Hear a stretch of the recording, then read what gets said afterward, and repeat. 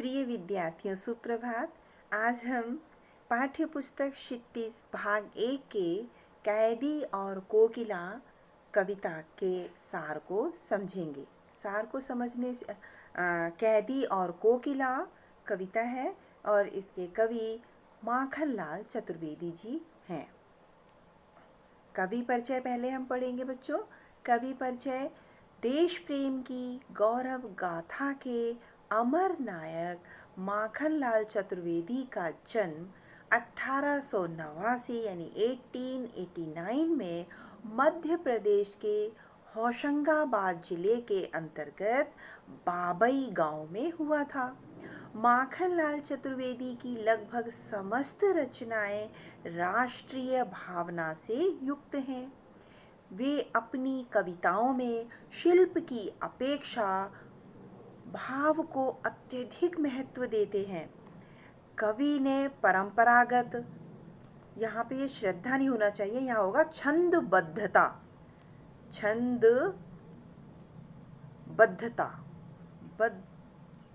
The में नीचे ध और ता, अरे बद्धता, इस तरह से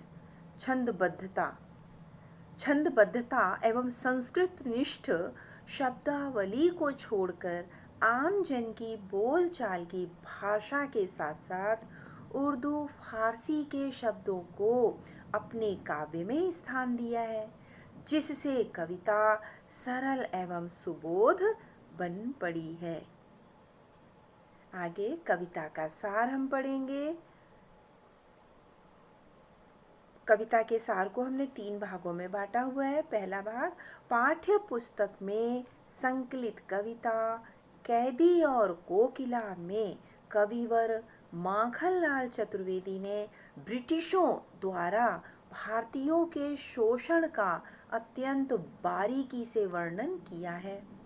अपने समय की सुप्रसिद्ध कविताओं में से एक यह कविता भारतीय स्वतंत्रता के नायकों के साथ जेल में किए गए दुर्व्यवहारों एवं यंत्रणाओं का मार्मिक चित्र प्रस्तुत करती है। दूसरे में बताया गया भाग में कविता में कवि कारागार मतलब जेल में, कविता में कवि कारागार में अकेला और उदास बैठा ब्रिटिश तंत्र के प्रति अपने आक्रोश मतलब गुस्सा को व्यक्त करते हुए कहता है कि कोकिल यह समय मधुर गान का नहीं अपितु मुक्ति के गीत सुनाने का है।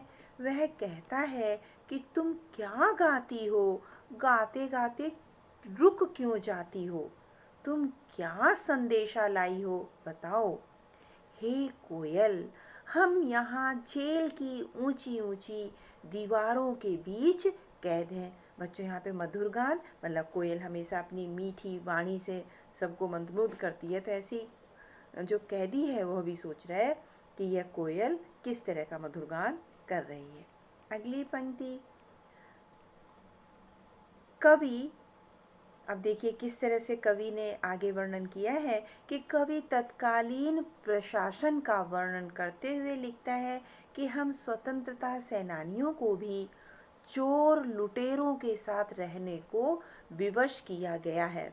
यहाँ खाना पीना भी पर्याप्त नहीं है, अर्थात उन्हें बेटा उस समय इतना ही, अभी आप कविता पढ़ेंगे तो पता चलेगा कि उन्हें इतना ही खाना दिया जाता था कि सिर्फ वो जी पाए, सांस ले सकें, उनको भरपेट खाना भी नहीं दिया जाता था। हमारे साथ अमानवीय व्यवहार किया जा रहा है, अतः हम अमानवीय परिस्थितियों से नाटकीय जीवन जी रहे हैं और यह ब्रिटिश हमें मरने भी नहीं देते। कहीं से भी आशा की कोई किरण नहीं दिखाई दे रही है। कवि को लगता है कि कोयल भी देश को एक कारागार के रूप में देखने लगी है, अतः वह अर्धरात्रि में ही चीख उठी है। कविता में शिल्प की तुलना में भाव को अधिक महत्व दिया गया है। तो विद्यार्थियों, आज हमने सिर्फ ये कविता का भाव समझा है, आपको समझाने की कोशिश की है, और सभी बच्चे इसको 2 बार पढ़ेंगे, समझने की कोशिश करेंगे, और कल आगे वाले वीडियो में हम आपके साथ कविता को स्वस्वर वाचन के साथ पढ़ाने का प्रयास करेंगे। धन्यवाद।